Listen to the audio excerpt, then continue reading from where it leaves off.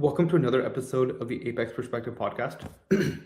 Today I have Prashanth Venugopal, who is currently a principal software engineer at Google. Now, Prashanth started off his career as a technical individual, leading as a software engineer in multiple companies, and now is, of course, the principal engineer at Google. Prashanth, can we get started from your perspective, more about your background, first as to why you became technical and what led you to Google? Right, sure. First, thank you for having me on the podcast, Arian. Appreciate it. So I immigrated into the U.S. from India. I did a master's in the U.S. And when I was doing my master's is when I felt that computer networking was sort of a calling for me. I've been always interested in computers. I've been assembling computers when I was in my early teens, I guess, back in India. But it's such a varied field. It's wide open. There's so many things that you can do in that space. During my master's degree is when I sort of navigated towards networking. And my first job was to work on routers. And I actually used to write code in assembly. And if you can imagine that, I mean, this was the early 2000s, I guess. And C was the thing back then. And I still enjoy writing code in C. But writing in assembly showed me so much about how everything is actually built. I mean, that's the lowest form of programming as far as I'm concerned. And so I think that exposure just convinced me to stay technical. I mean, I got such a strong foundation. The team that I worked with, the people that led the team, the people that mentored me, always kept me on my toes in a good way, right? Every time I say, why don't we try the shortcut? They're like, no, this is not how it should be done. Go try go take the time and make it work properly. I still remember some of those feedbacks, right? And so that strong foundation gave me the impression that I actually understood how things work. And it gives me the foundation of how I could learn newer systems from the bottoms up. So every time I, move to a new area of work, a new company, a new system, it became a proven method for me to learn and aggregate and assimilate information, which made it very easy for me to stay technical, right? I never felt the need that, I'm sort of hitting a ceiling somewhere and I'm not able to do something. And every few years, I force myself to make myself uncomfortable by moving to a completely different area, a completely different company, and that's worked out great as well. So every few years, I get a chance to exercise this thing that I learned on how to learn from the bottom up. And all of this has sort of shaped me into where I am right now and where I'm heading. So what convinced me to stay technical is that first few years of foundational learning that forced me to learn in a certain way. And every time I've used the same method, I've fairly found good success. And so I've sort of realized that this is not something that I need to struggle for, to keep up with. Right. Yeah, I hope that makes sense. Absolutely. Yeah. So it looks like to me, in terms of my interpretation of what I've seen on LinkedIn specifically, at Ericsson is one of your first opportunities to get involved in not just the technical work, but also creating enterprise value. Not only that, but you've also led other engineers to success or successful projects. The question for you is, was there a particular aspect of your career in which you noticed that staying technical is very, very important, understanding how to create these projects and such is very important, but also creating enterprise value and understanding how business works is another component of the process. Was that something that you learned in that particular period of time, or was it a little bit earlier in the career where you placed some more value on the business side of things? 100%. So I think this is something that I learned a bit later in my career. This is not the first thing that I was exposed to when I, graduated from postgraduate degree, because most of the time you're basically sort of following some sort of instructions to say, hey, why didn't you go build that, right? You don't really ask why are you building it, or at least at that point in your career. Or at least that's not what I did. I should have probably. And then who are we building it for? and why do they need it, right? Mhm. But as you start leading teams, those questions become paramount, because someone in your team is going to ask you, like, hey, why are we spending all this time and this effort building this thing, and who are we building it for? So it's good to start with those questions. And then the Mhm. next step after that is to actually talk to the actual customers on what is it that they need, right? Mhm. Um, so as I started growing in my career towards a certain point, I started interfacing more with customers, which I think is a huge benefit. And I recommend anyone who wants to stay technical to make that part of their career development. Mhm. Um, and when you talk to customers, you start to realize that they have a vision. Mhm. Sometimes that vision gets converted into a format, or subtasks or whatnot, and that conversion may not be accurate all the time. So it's very important for us to understand the vision so that Mhm. you can interpret that vision into what is needed in a technical format yourself, based on your experiences, what your company is doing, what your platform is building, etc., etc. So when you do that, as you talk to more and more customers, this is more of, hey, do you have a problem, and what can I do to solve the problem? The conversation starts shifting towards enough about a problem space, rather a customer space. Like, I mean, if you Mhm. go into telco providers, let's say telco is a customer space. You go into data centers, that's another customer space. These are the spaces that I'm usually involved in, or virtual networking spaces, right? So once you start talking to enough customers in that area, you start to see patterns, right? And once you Mhm. start to see Yes. patterns, then you start to evolve your thought process to the point where, hey, I think customers are going to start hitting this problem even before they start hitting the problem. And that's when you start identifying value that you can provide, by saying, hey, what about this? And then you create a thought process with the customer where they start to, oh, that's true. We will run into that at some point. And so now you're actually not being reactive, you're being proactive, you're going ahead of the curve and trying to Mhm. build something, so build some value into your product, so that when customers come to you asking for something, you're already ready. It's not going to be a 2 year long program to build something. Very good. Yes, short answer is, that kind of value add proposition came about probably a bit later in my career, but I think it's a very important part of any technical person's Mhm. career, because beyond that point, you don't want to keep building stuff on a reactive basis. You need to understand where markets are heading, Why? and what you can build ahead of time before it actually becomes a serious problem. Excellent. So, working closely with customers, understanding their vision, why they're using the products that you're developing yourself, how did that change your thought process when it came to your technical work? Yeah. So what it the important a big sort of click in your mind when that happens is trade-offs. What I mean by that is, sometimes when a customer comes up with a vision and it gets converted into, most technical programs get run with a, some sort of a requirements document, some sort of a functional spec. These are typical documents that come about in a technical program management. And these documents are taken as a source of truth, right? Mhm. But these documents are basically some teams or some person's interpretation of the customer's vision, right? Mhm. And what that means is that when you start building systems, and you have multiple options to solve a problem, each option typically comes with a bunch of trade-offs. And you need a way to figure out, is it worth taking trade-off one and therefore doing option one, or is it worth taking trade-off two and doing option two? And that's where understanding the customer's vision comes into play.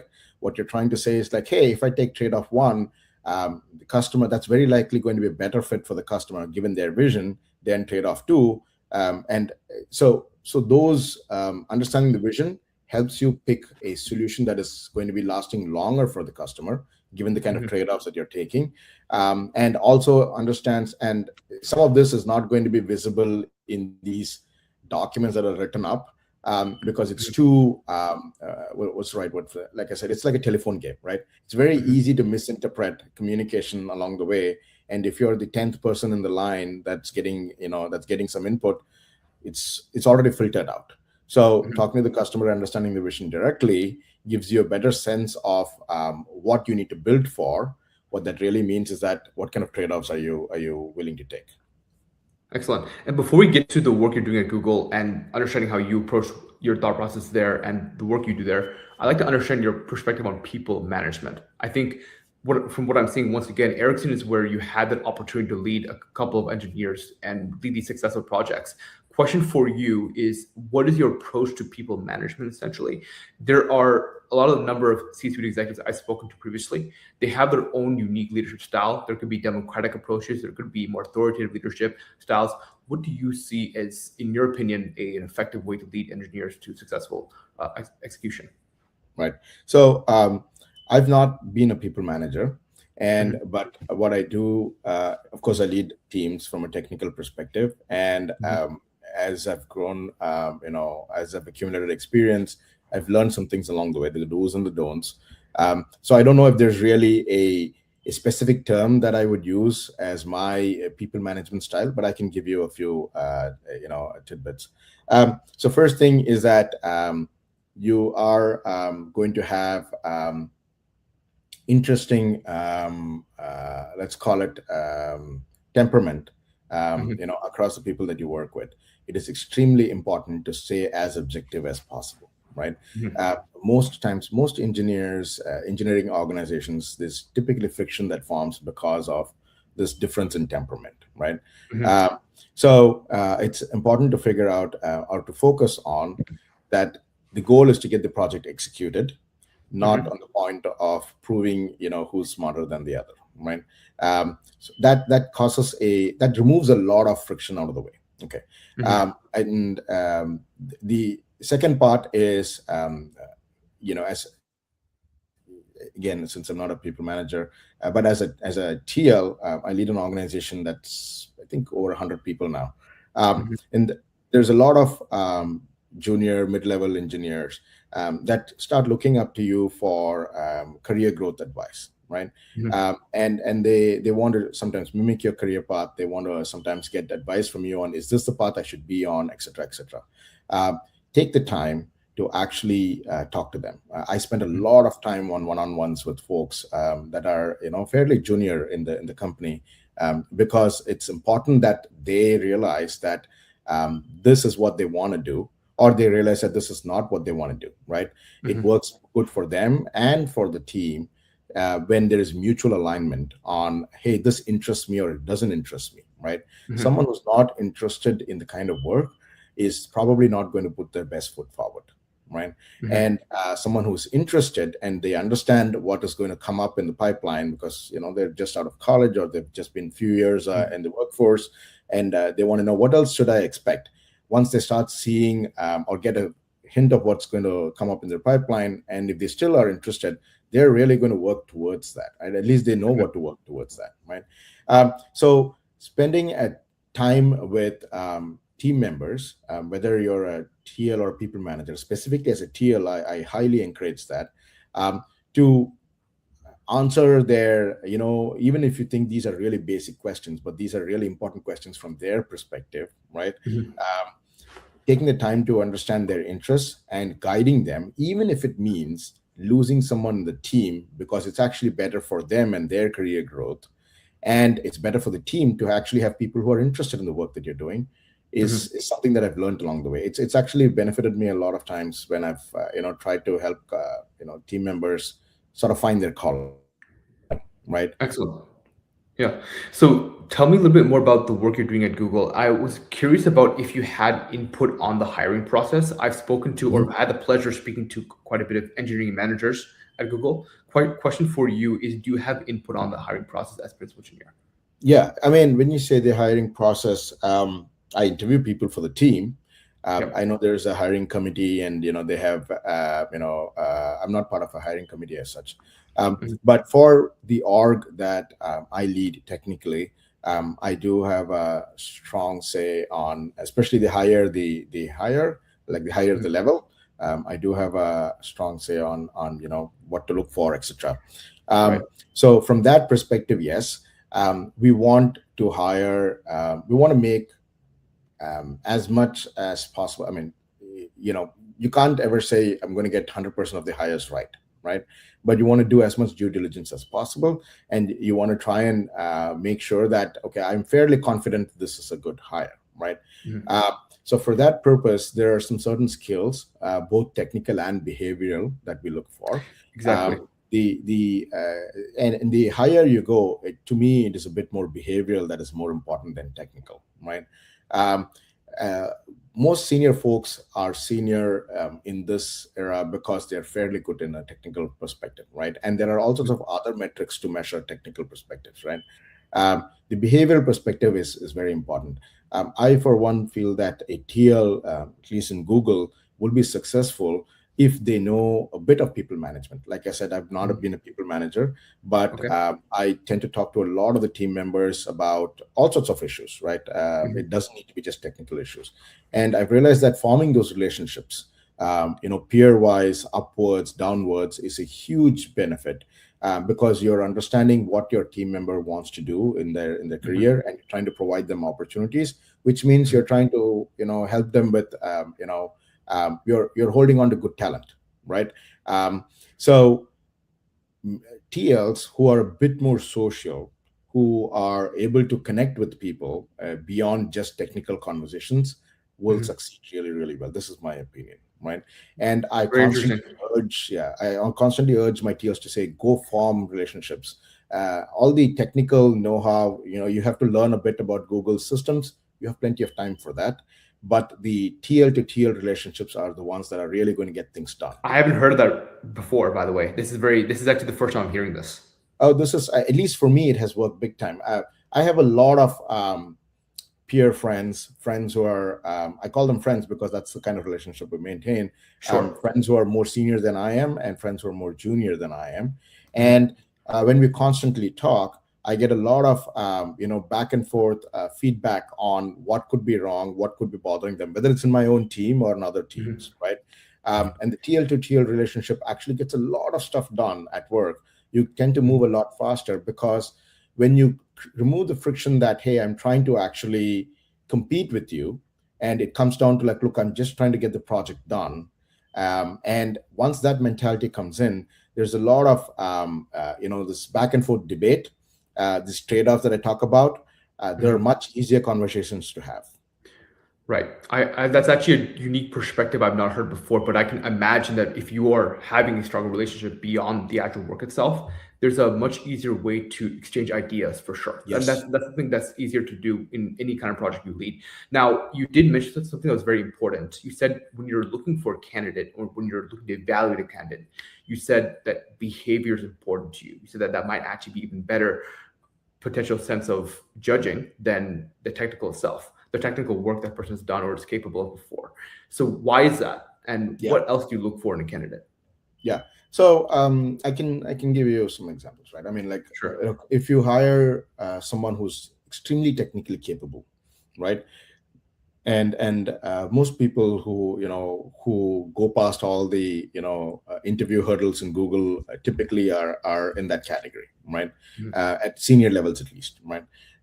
What really I feel happens is that the behavioral part, why it makes a bit of a friction, is that um, sometimes these candidates come in with a chip on their shoulder, right? I mean, they're good, they're technically good. And what that means is that they have a very low tolerance to people who come up with ideas that they feel are not, up to the bar, right? So what that means is that the way you respond to such ideas makes a huge difference. If you say, look, this idea is stupid, that is not okay, versus, hey, have you thought about this and the other, trying to convince them to realize, why don't you go back and see if you can work on this a bit more. That's a totally different form of communication, And I right? apologize for interrupting you, but it also interferes with psychological safety. I think that's another Totally. component. Totally, right. What? And if you do this to more junior folks, it is going to be a problem, right? They're going to say, Mhm. look, I don't want to talk to this TL of mine because I'm like, I've heard people say I'm scared, and it's like, that's not good. You can't be scared if you're talking to your TL, right? Where are you, where, like, who's going to guide you, right? Mhm. um and like, people become TLs in Google because they're good, right? They're good Mhm. technically. But if you want to be a successful TL, which means you're trying to lead a team, you need to have a team of member. team members who are comfortable approaching you, right? Mhm. Even if it's the stupidest idea, right? And the way is to convince them to say, look, uh, think about these other angles and dimensions as well, and the next time they're going to get better. That's how they're going to learn. That's a really interesting perspective, but it does absolutely make sense. I think in order to have an environment where new ideas can be tested and have an innovative environment, you need psychological safety as a part of the environment to produce that kind of condition, those kind of conditions. But Absolutely. a concluding question for you, because you and I could have a podcast for 3 hours, but I know we have limited time today. So a concluding question for you with regard to Google specifically is really your perspective on how you now lead projects. I think you've had a lot of experience at Ericsson now. A lot of people who I've spoken to, I've had the pleasure of speaking to as a principal engineer, they look at the business outcome first that they're trying to produce, and then they reverse Yes. engineer how the technical will be executed upon that. So how do you approach it? How do you approach it when you're generally approaching projects? Very similar. I think this is these days. Again, my perspective has changed along my career. From when I was a junior engineer to now. Um, it's very so what are we trying to enable for the customer, right? It's a problem either they've called out, or it's a problem that we think they're going to face, right? And when it's a problem we think that they're going to face, we want to get some sort of a signal that, is this really a tangible problem, or is this actually something that they will face, or are we just cooking up something? Mhm. So we get some signals from the customers. We talk to them about, hey, what do you think about this and that? And depending on the signals that they give us, we say, look, this is going to become a problem sooner or later. We should start looking Mhm. into, trying to figure out a path forward. And that becomes a bit of, at that point, it becomes a bit of an evangelizing mode at that point, right? Because we are trying to get ahead of the curve, which means that there are going to be a lot of skeptics that say, is this really a problem? So you have to go spend some time, because there's no hard customer who's come and told us yet that we need it. So the evangelization part is really like, look, we can either wait for them and then we spend 2 years building it and we might be way behind, or we can try and use these signals to try and spend some time to build something now, right? So the once the evangelizing part happens, like most big companies have this evangelizing part, there's plenty of ideas floating around, and we need a good sponsorship, and good validation, good verification to make sure that the right ideas are actually being worked on. Then the technical part comes in. At this point, the technical part is the least taxing problem, in my opinion. Okay. Once, because you need to find the right problems to solve, and then Mhm. you need to get enough people on board to say, hey, we want to solve this problem. And then how to solve it is like, there are plenty of smart people to help us figure out how to solve it, right? Right. And so I certainly feel that the technical part is the lot of the last sort of the last bucket, Okay. but getting to that point is the journey. Right. And understanding which problem to solve for the customer, I think that's one of the hardest things I've heard for people like yourself, is bridging how can we create value for this That's right. customer, how can we create value for them, but also how can we bridge that to the technical work that we're doing. Because again, like you said, there's many different ways you can approach this, but I think it really will be guided through the North Star of understanding what you're trying to do. So Absolutely. I really appreciate that perspective. What we'll do now is shift the conversation to a little bit more about you on the personal side, and this might be the most difficult question I ask throughout the conversation. So be prepared for this. What is something about your life that you wish more people knew about? Oh, wow. What is something about my life that I see? So I have a slightly different perspective about um, how I balance work and life. I live quite far away from work, and on purpose, because I live in an area that I want to live in, Hmm. versus I living in an area that's close to work. Hmm. This is a very different mindset from quite a few of my friends who want to live close by to work. Hmm. So I always tell them, you'll always find a new job, and you could always move companies. Are you going to keep moving your house, right? Um, so you, so what I'm trying to say is that you need to identify what is more important. Are you living to work? Are you working to live? I hope I'm in the first Hmm. category. Uh, Sorry, second category. Yeah, Um, of course. the what that means is that a lot of my decisions are based on that. right? Like which projects I take on, which company I work for. I'm not willing to sacrifice on is this helping me live better. That's the kind of question that I try to answer. Mhm. There's probably a lot of changes between you when you were in your 20s versus you now. But if you could identify one that's most meaningful to you, what do you think is the biggest difference between you when you're in your 20s now? Oh, I am a lot more patient, and let's say that my tolerance level has gone up a lot. And I've heard, I've sort of come to this point. Unfortunately, the hard way. I've made mistakes along the way. I've been given, harsh feedback, and those are all things that now I think are actually they actually help me improve myself and get to this point. So, in other words, um, the if any engineer worth their salt typically comes with, like I said, a chip on their shoulder, right? Hmm. Younger engineers, the more like, hey, I can solve all of world's problems, and maybe they can, right? And maybe Hmm. I'm not faulting them for it, but where they lack is, I think, interpersonal relationships, working with Hmm. other TLs, other smart people, junior folks, etc. And those are things that I sort of learned the hard way. And I had some good mentors to teach me that this is not okay and this is fine, right? And some of that feedback sometimes have been, at that time I would have thought that, hey, this is pretty harsh. But now I feel that that critical feedback was a big game changer for me. Every time I feel that I'm maybe crossing a line, I think about that feedback and try to see, would I get that feedback today? And that's what I use to make a call on, should I do this or should I not? Okay, excellent. So what I'll do now is go ahead and share a very concise perspective on health and fitness. And I know we have to go pretty quickly here because I know we're running out of time. So one thing I'll really share quickly is the biggest reason why I would say people don't get results or would retain certain results is because of the adherence factor, right? If you can't keep an approach long term, if it's something that you can adhere to on a consistent basis, no matter what you do, long term you'll not get an end goal. So I would say you want to focus on restructuring it to actually be something you can adhere to long term. If you thought from that long term perspective, you want to focus on an approach you can actually have adapt to your schedule as opposed to you making time for it.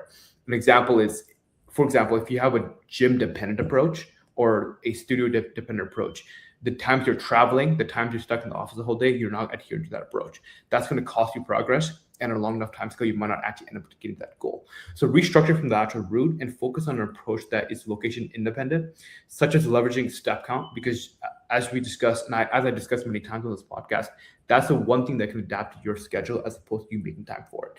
If you have ground underneath you, which is 99% of your life, you can adhere to that approach. So that's the idea, is making it, of course, you have to do a certain amount of it, but the idea is you're creating something that works from the start long term.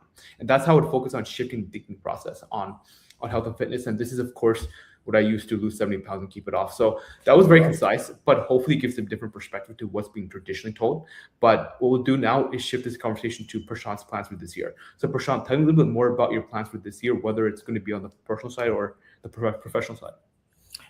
It's a bit of both, actually. I'm embarking on a big and a pretty, let's call it, interesting journey on the personal side. Okay. We're deciding to build something. So build as not the technical front build our house further. So that's going to keep us busy. On the technical side, of course, this AI ML wave is constantly changing, almost every other day these days. And I'm doing my best to stay on top of it. Right. It's a great time to be in Google for this. Mhm. It's right in the center of everything. It's also a bit of an information overload because there's so much changing all the time. So I'm Right. trying to keep up. So the next couple of years is going to be focusing on this construction stuff at home and Okay. the AI ML era that I want to hopefully keep up with. Excellent. Well, Prashant, is LinkedIn the best place to learn about you, or is there a different place people should learn more about you? Oh yeah, LinkedIn is probably the best place. I don't have any other presence online as far as I can Okay. remember. Well, Prashant, thank you so much for joining me. This was Aryan Mohindra and Prashant